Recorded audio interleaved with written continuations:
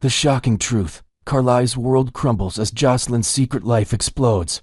Based on the current storylines unfolding in Port Charles, the stage is set for one of the most dramatic confrontations in General Hospital history. Carly Spencer's world is about to be shattered when she discovers that her daughter Jocelyn has been living a double life as a WSB agent, recruited by none other than her own boyfriend, Jack Brennan. Jason's desperate discovery. The revelation begins when Carly, increasingly worried about Jason Morgan's secretive behavior, decides to confront him directly.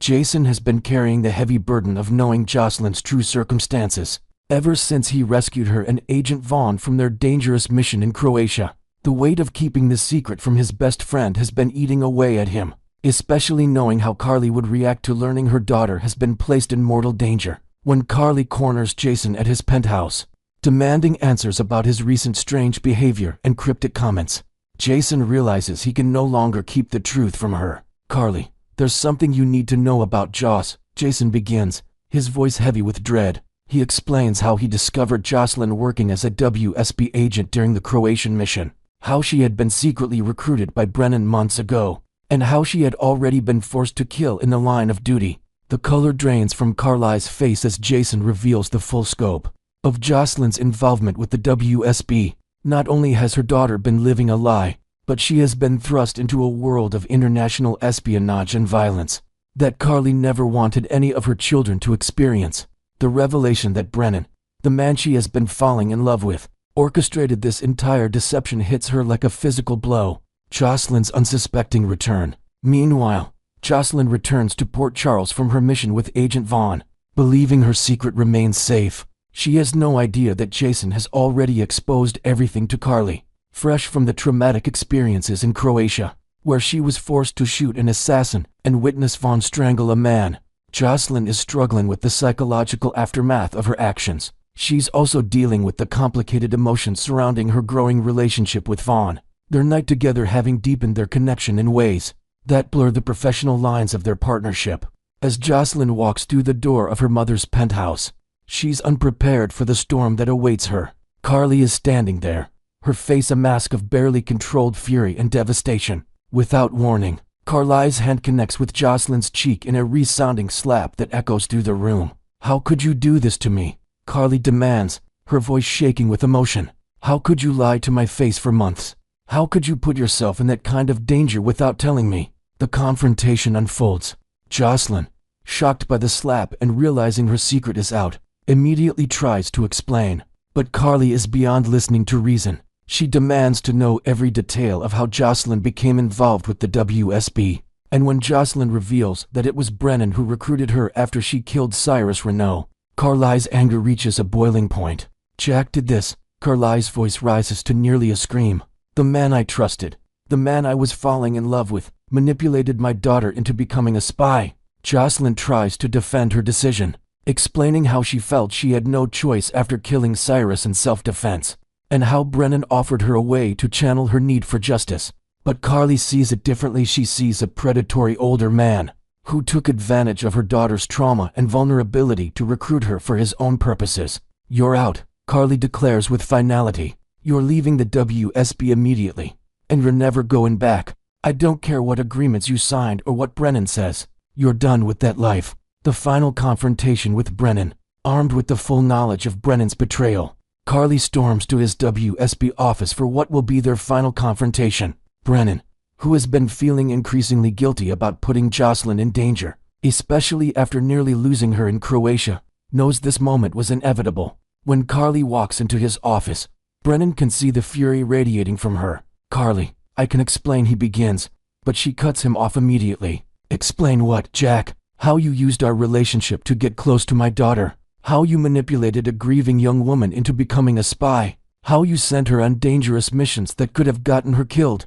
Brennan tries to justify his actions, explaining how he saw potential in Jocelyn and believed she could make a difference in the world. He argues that he was giving her purpose after Dex's death, a way to channel her grief into something meaningful. But Carly sees through his rationalizations.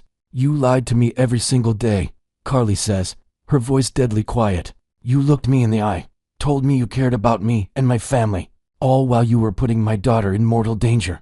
You made me complicit in your deception without my knowledge." The breaking point. The confrontation reaches its climax when Brennan reveals the full extent of what Jocelyn has been. Through the assassin she had to kill, the violence she witnessed, the psychological trauma she's now carrying. Instead of making Carly understand his position, it only makes her more furious. She's 21 years old, Carly screams. She's barely an adult, and you turned her into a killer. You took away her innocence, her safety, her ability to live a normal life, and you did it all while pretending to love me. Brennan's attempts to explain that he does love her, that his feelings for her are genuine despite the deception about Jocelyn, fall on deaf ears. Carly has reached her breaking point, and there is no coming back from this betrayal. "We're done, Jack," she says with cold finality. "We're done forever. I never want to see you again, and if you ever come near my daughter again, if you ever try to contact her or pull her back into your world, I will destroy you." That's not a threat, it's a promise.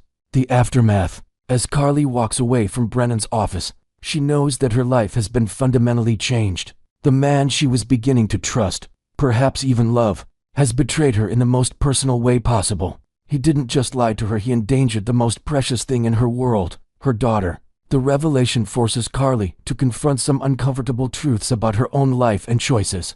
She realizes that once again, she has been drawn to a man whose dangerous lifestyle puts her family at risk. The pattern that began with Sunny and continued through various relationships has repeated itself with Brennan, and this time it nearly cost her daughter's life. For Jocelyn, the exposure of her secret brings both relief and fear. While she no longer has to live with the burden of lying to her mother, she must now face the consequences of her choices.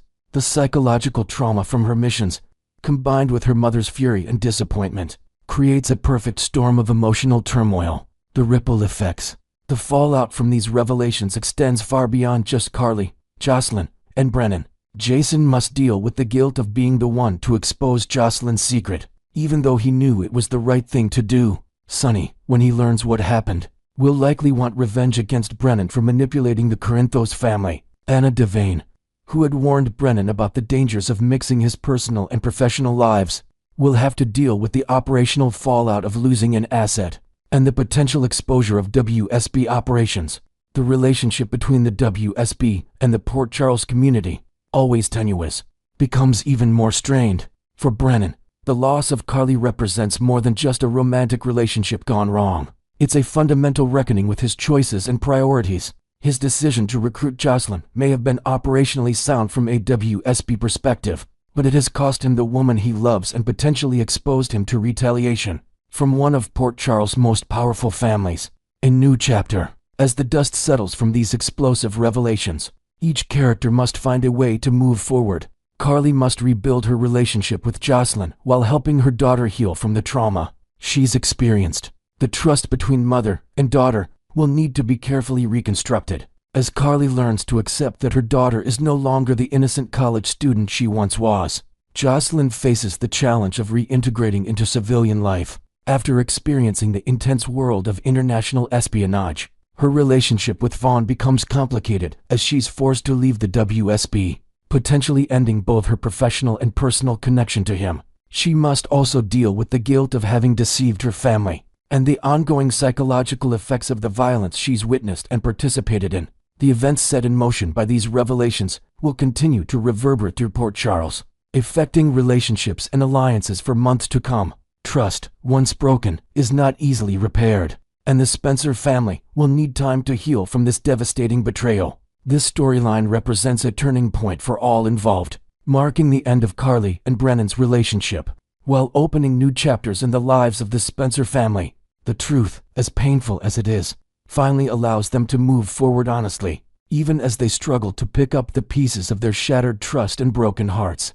The dramatic confrontations showcase the deep bonds of family loyalty, while exploring the devastating consequences of deception and manipulation. In the world of Port Charles, where danger and betrayal are constant threats, the Spencer family must once again prove their resilience in the face of overwhelming adversity. Next, we will dive deep into the shocking alliance between Ava Jerome and Kristina Corinthos Davis that's turning Port Charles upside down. In the bustling world of Port Charles, where secrets simmer and rivalries run deep, an astonishing twist has emerged that's captivating every fan of General Hospital. Ava Jerome, the cunning art dealer with a notorious past, and Kristina Corinthos Davis, the fiery daughter of a mob kingpin, have found themselves thrust into an improbable collaboration. This all stems from a chaotic confrontation where Ava delivered a decisive blow to Rick Lansing, rendering him unconscious. And now the two women are concealing him in the dimly lit basement of Alexis Davis's home. It's a scenario straight out of a thriller novel, with high stakes and zero room for error. Imagine the tension building in that confined space, the air thick with unspoken accusations and forced camaraderie, as they whisper plans to cover their tracks. This partnership isn't born from friendship or shared goals. It's a desperate bid for survival in a town where one wrong move could unravel everything. Fans are buzzing about how this duo, once bitter enemies, must now navigate their differences to outsmart the consequences of their impulsive actions. The sheer improbability of Ava and Kristina teaming up has sparked endless discussions among viewers, drawing parallels to iconic pairings from other epic tales. Specifically, enthusiasts are likening them to Arya Stark and Sandor the Hound Clegane from Game of Thrones, where a grizzled warrior reluctantly allies with a fierce young fighter on a perilous path. Ava embodies that battle-hardened veteran, her years of scheming, betrayals, and narrow escapes making her a master of manipulation in Port Charles. She survived mob wars, courtroom dramas, and personal vendettas that would break lesser characters. On the other hand, Kristina represents the youthful volatility, her life shielded by her powerful family yet marked by rash decisions that often lead to heartbreak. Picture Ava as the cynical guide, teaching Kristina the art of cold precision, much like the Hound's gruff lessons to Arya amid constant danger. But here's where General Hospital adds its unique spin. This isn't a story of redemption or growth toward heroism. Instead, it's a descent into moral ambiguity, with Ava potentially corrupting Kristina's already fragile resolve. Their interactions crackle with intensity, from shared glances of distrust to moments of reluctant synergy, as they improvise ways to handle Rick's captivity. Inventive fans have even speculated on hidden backstories, like perhaps Ava seeing a younger version of herself in Kristina's defiance, adding layers of psychological depth to their uneasy bond. Despite a history drenched in betrayal and loss, this alliance is surprisingly holding together, at least for now, creating some of the most riveting scenes on daytime TV. Remember, Ava's dark involvement in the death of Morgan Corinthos, Kristina's cherished brother, hangs over them like a storm cloud. Ava tampered with his medication during a vulnerable time, contributing to the tragedy that shattered the Corinthos family. That alone should make any cooperation between them impossible, fueling an undercurrent of rage that simmers just below the surface. Yet, in the face of Rick's threats to expose Kristina and send her to prison, desperation has forged this fragile pact. They're like two predators circling each other in a cage, cooperating only because escape demands it. In their hushed basement meetings, you can almost feel Kristina grappling with her resentment, her hands clenching as memories of Morgan flood back, while Ava maintains her icy composure, plotting their next move. Social media is ablaze with reactions, from memes highlighting their frenemies' vibe to fan theories about secret recordings, or hidden cameras in Alexis's home that could expose them. This dynamic thrives on the push-pull of their personal Ishiva's calculated ruthlessness, clashing with Kristina's emotional turbulence, making every exchange a powder keg waiting to ignite. Looking ahead, the future for Ava and Kristina promises even more turmoil, potentially reshaping their destinies in Port Charles forever. Could this exposure to Ava's world finally awaken Kristina's inner mob heiress, pushing her toward a path of unbridled darkness? After the devastating loss of the surrogate baby she carried, Kristina's mental state is precarious, teetering on the edge of collapse. Ava's influence might be the catalyst, molding her into a formidable force, blending Jerome cunning with Corinthos' power. Envision scenarios where Kristina starts adopting Ava's tactics, perhaps orchestrating subtle manipulations in her own life or even confronting family members with newfound aggression. Spoilers hint that Rick's fate could seal their bond in blood, turning accomplices into something far more sinister if he doesn't make it out alive. Alternatively, the weight of their actions might lead to Kristina's total unraveling, spiraling into a breakdown that lands her in a facility like Ferncliff or behind bars. There's wild speculation among fans about extreme turns, such as Kristina lashing out at Ava's daughter Avery in a fit of vengeful madness, or even a dramatic rescue attempt by an unsuspecting ally. Whatever unfolds, this alliance feels like a volatile experiment in human nature, blending grief, ambition, and survival instincts into a narrative explosion. Ultimately, The psychological mismatch between Ava and Kristina guarantees that their partnership won't last without catastrophic fallout. Ava's pragmatic, self-preserving nature contrasts sharply with Kristina's impulsive, grief-fueled decisions, creating a recipe for disaster amid their criminal endeavors. Add in external pressures, like Lucas Jones growing suspicious of odd behaviors around Alexis's property, or Sonny Corinthos discovering his daughter's entanglement with the woman who destroyed his son, and the stage is set for Armageddon. Picture Sonny's rage erupting like a volcano, mobilizing his resources to dismantle the duo and protect his family. This storyline is delivering peak General Hospital drama, with twists that keep viewers on the edge of their seats, eagerly awaiting the inevitable clash. As Port Charles holds its breath, one thing is certain: this twisted team-up is redefining alliances in soap opera history, proving that even the most unlikely pairs can create unforgettable chaos. Next, we will explore the baffling custody twists surrounding Drew Kane's recovery, and Little Scout's unexpected living arrangements in Port Charles. In the ever-dramatic landscape of Port Charles, where gunfire and family feuds are just another day at the office, Drew Kane finds himself laid up in the very hospital that shares his show's name. After taking a brutal bullet, as he battles through his injuries, surrounded by beeping monitors and concerned medical staff, Drew has made a firm stance on his daughter Scout's well-being, insisting she steer clear of her brothers, grandmother, and aunts unless they pass his strict approval process. This protective bubble he's trying to create stems from his deep-seated fears of the chaos that permeates the Quartermain and Corinthos clans, where scandals erupt like clockwork. Instead, during his hospital stay, Scout is being shuttled off to live with Willow Corinthos, a choice that's raising eyebrows and sparking heated debates among fans.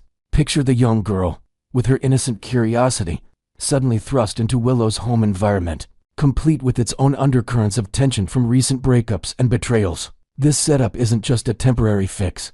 It's a calculated move by Drew to shield Scout from the whirlwind of Port Charles drama, but it opens a Pandora's box of questions about consistency and fairness in the town's tangled web of guardianships. Inventive spoilers even hint at hidden motives, like Drew using this time to secretly investigate family threats from his hospital bed, adding an extra layer of intrigue to his recovery period. Delving into the guardianship pact between Drew and Willow reveals a history laced with romance, betrayal, and legal maneuvering that could rival any courtroom thriller. It all traces back to when Drew and Willow were deeply entangled in an engagement, a whirlwind affair that saw her abandon her marriage to Michael Corinthos in favor of his charismatic uncle. During Michael's absence in Germany, where he was recuperating from severe burns that miraculously spared his face, but left emotional scars, Drew seized the moment to solidify their bond through a mutual guardianship agreement. He persuaded Willow to name him as the legal guardian for her children, Wiley and Amelia, promising stability amid the storm of her personal life. In a reciprocal gesture, Drew designated Willow as the guardian for his own daughter, Scout, creating an intertwined safety net that seemed foolproof at the time. Now, with Drew sidelined by his gunshot wound, this arrangement kicks into high gear, placing Scout under Willow's roof in a home filled with the echoes of past relationships and the scent of fresh-baked cookies to ease the transition. Fans are speculating on untold details, such as private letters or late-night conversations where Drew and Willow discuss their fears for the children's futures, perhaps even outlining contingency plans for scenarios like this very hospitalization. This deal underscores the soap's theme of makeshift families in crisis, where love and law blur into one complicated mess, leaving viewers to ponder if such pacts truly protect or merely complicate young lives. The custody showdown between Michael and Willow escalated into a brutal legal war upon his return to Port Charles, highlighting the ruthless underbelly of family disputes in General Hospital. Fresh from his European recovery, Michael's immediate action was to drag Willow into court, fighting tooth and nail for full custody of Wiley and Amelia.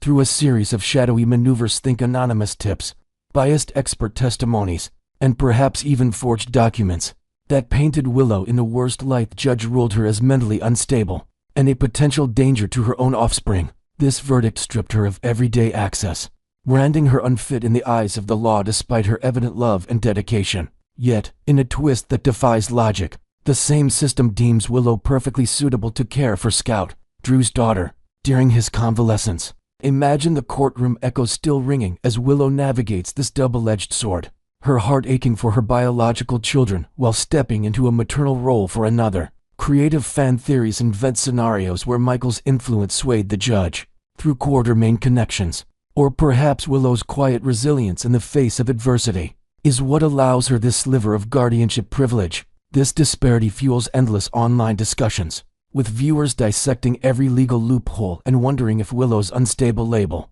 is more about personal vendettas than actual parenting ability, turning a simple custody case into a symbol of Port Charles' hypocritical justice system. One of the most puzzling aspects of this storyline is why Scout isn't being placed with the vast network of Quartermaines or even her grandmother Alexis, options that seem far more natural given the family's deep roots. Scout has no shortage of potential caregivers. There's Dante Falconeri, who has often stepped up as a father figure to her, offering the kind of steady, badge-wearing reliability that Drew sometimes lacks amid his adventurous escapades. Then there's the sprawling Quartermaine mansion, a veritable fortress of relatives where children like Scout could roam grand hallways, play in expansive gardens, and bond with cousins under the watchful eyes of Monica, Tracy, and the rest of the clan. It's practically a tradition for Quartermaine kids to spend more time there than in their own homes, forging unbreakable family ties. And let's not forget Grandma Alexis, whose legal expertise and nurturing side make her an ideal temporary haven,